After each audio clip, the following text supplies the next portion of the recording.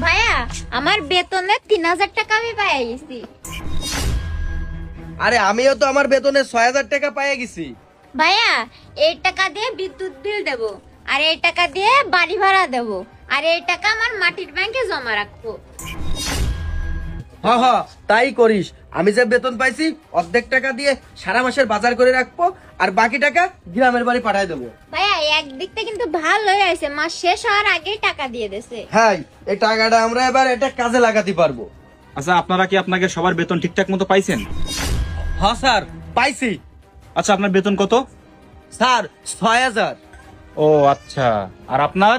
ও sir আমার 3000। ও আচ্ছা আচ্ছা, আপনারা কি আপনাদের বেতন ঠিকঠাক পাইছেন? হ্যাঁ স্যার, পাইছি তো। আমার বেতন 6000 টাকা আর আমার বোনের বেতন 3000 টাকা। আচ্ছা, বুঝতে পারছি। আপনারা কি কোনো ছুটি কাটাইছেন কিনা, এরকম কোনো বিষয় নিয়ে আপনাকে বেতন কাটছে কিনা? না না না স্যার, এরকম তো কখনো হয়নি।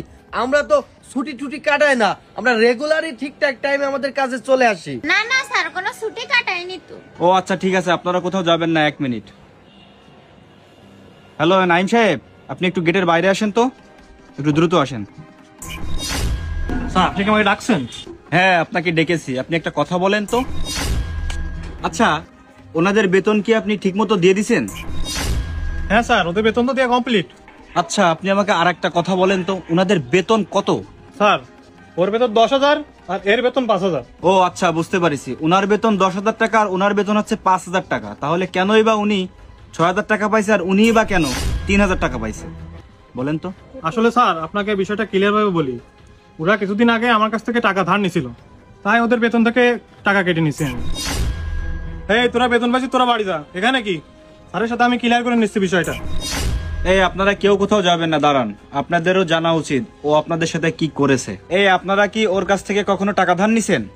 না না না স্যার, এরকম তো কখনো হয়নি। আমার কখনো টাকা লাগিয়ে উনি উনার কাছ থেকে কখনো টাকা ধারও নেয়নি আমরা। আর সব থেকে বড় কথা হচ্ছে যে আমার বেতন 10,000 টাকা আর ওর বেতন যে 5,000 টাকা, এটা তো কখনো আমরা জানিও না। সেটা আমি বুঝতে পারিছি অনেক আগে থেকেই। আপনি একটা কাজ করেন, ওনাদের বেতনের যে ট্রানজাকশন যে লিস্টটা, সেটা আপনি আমাকে দেখান। মানে স্যার, আমি তো ওদের বেতন ওদের হাতেই দিয়ে দিই। স্যার, আমারও অ্যাকাউন্ট আছে, আমার বোনেরও অ্যাকাউন্ট আছে। আমরা তো অ্যাকাউন্ট নাম্বার দিছি, কিন্তু আমাদের বেতন তো অ্যাকাউন্টে দেয় না।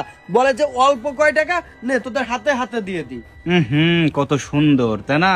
ওদের থেকে টাকা মেরে খাওয়ার কত সুন্দর একটা পন্থা আপনি বের করেছেন, যেখানে সবার বেতন আমি অ্যাকাউন্টে দিয়ে দিই, আপনার অ্যাকাউন্টে। আপনি সবাইরে সেই বেতন না দিয়ে আপনি হাতে হাতে দেয়া ধরেছেন। বাহ নাইম সাহেব, বাহ।